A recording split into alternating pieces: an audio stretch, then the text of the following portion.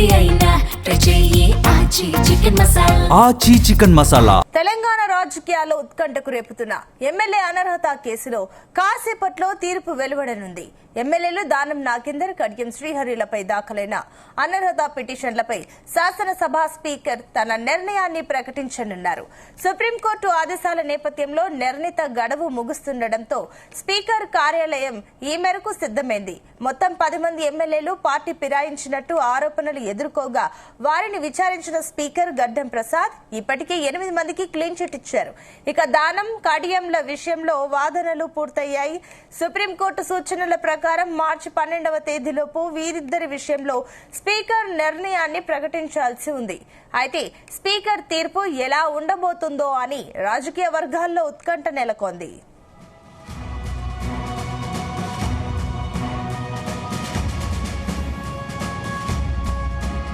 ఇదే అంశానికి సంబంధించి మరిన్ని డీటెయిల్స్ అందించడానికి మా కరెస్పాండెంట్ వంశీకృష్ణ అసెంబ్లీ నుంచి సిద్ధంగా ఉన్నారు. ఎస్ వంశీ. సునీత, కాసేపట్లో అటు దానం నాగేందర్కి సంబంధించినటువంటి అంశం కావచ్చు, కడియం శ్రీహరికి సంబంధించినటువంటి అనర్హత పిటిషన్కి సంబంధించినటువంటి అంశంపై తీర్పు వెలువడబోతోంది. ప్రధానంగా ఈ అంశం మీద గత 2.5 సంవత్సరాల నుంచి కూడా స్పీకర్ విచారణ కొనసాగుతుంది.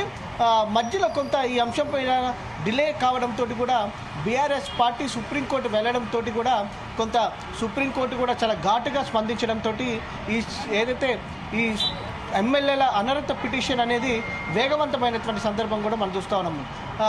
గత 6 నెలల నుంచి కూడా ఏదైతే ఈ 10 మంది ఎమ్మెల్యేల అనర్హత పిటిషన్కి సంబంధించి వేగం పుంజుకున్నటువంటి విషయం మనకు తెలిసిందే.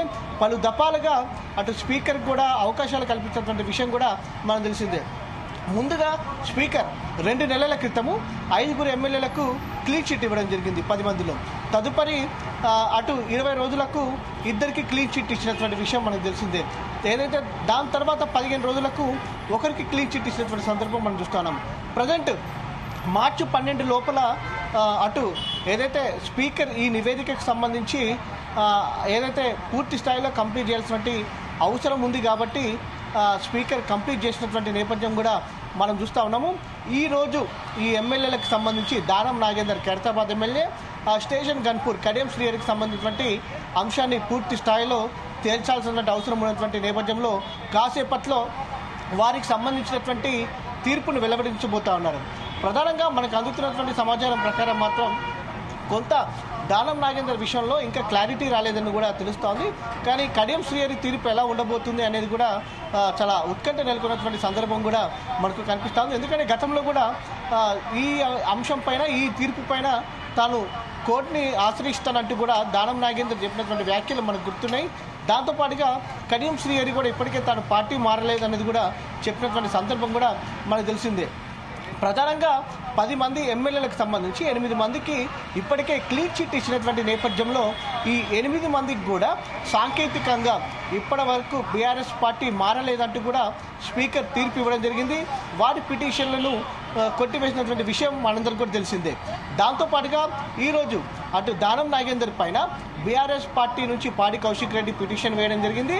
అటు బీజేపీ నుంచి ఏలేటి మహేశ్వర్ రెడ్డి, వీరిద్దరు కూడా దానం నాగేందర్కి సంబంధించినటువంటి దానం నాగేందర్ పైన పిటిషన్ వేసినటువంటి సందర్భం మనకు కనిపిస్తోంది.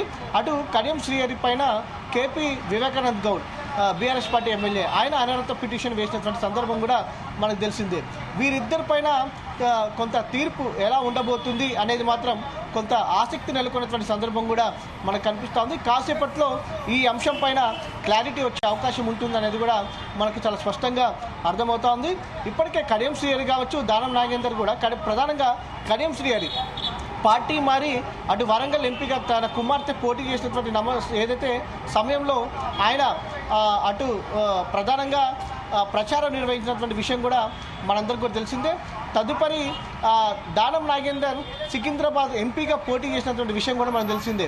చాలా స్పష్టమైనటువంటి ఆధారాలు మాత్రం దానం నాగేందర్ విషయంలో ఉన్నాయి. కానీ దానం నాగేందర్కి సంబంధించినటువంటి అంశంలో ఒక ట్విస్ట్ కూడా ఉన్నటువంటి సందర్భం కూడా మనకు కనిపిస్తూ ఉంది.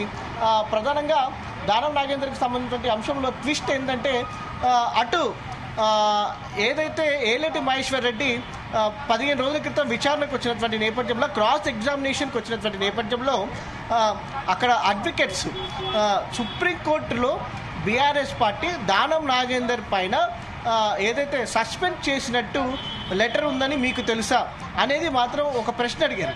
ఇది ఒక ట్విస్ట్గా మారినటువంటి నేపథ్యంలో మరి స్పీకర్ నిర్ణయం దానం నాగేందర్ పైన ఎలా ఉండబోతుంది?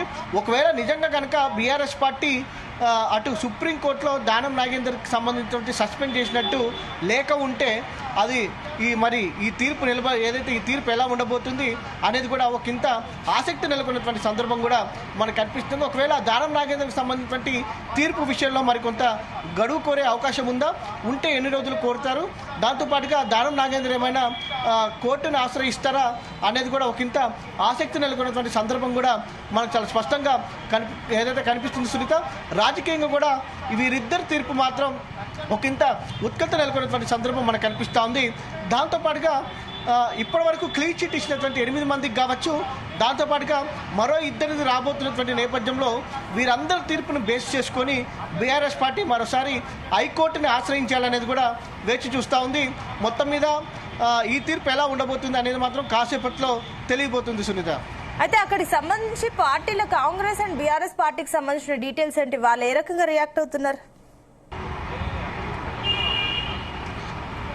మొత్తం మీద చూస్తే మాత్రం దానం నాగేందర్ ఈ అంశం పైన కాసేపట్లో స్పందించే అవకాశం ఉండి మాత్రం తెలుస్తోంది. కడియం శ్రీహరి మాత్రం హైదరాబాద్ నగరంలోనే ఉన్నారు.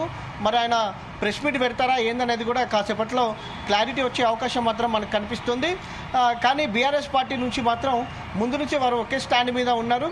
ఖచ్చితంగా ఈ తీర్పును బట్టి తాము ముందుకు వెళ్తాం, ఏదైతే ఖచ్చితంగా హైకోర్టుని ఆశ్రయిస్తాము, మరికొన్ని ఆధారాలు తమ వద్ద ఉన్నాయి, హైకోర్టులో ఈ ఆధారాలను కూడా సమర్పిస్తాము. ఖచ్చితంగా ఉప ఎన్నికలు రావాల్సిందే.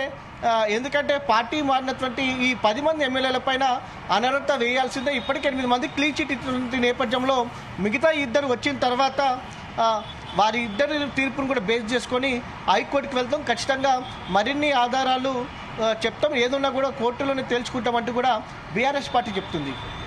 Right, thank you Vamsi.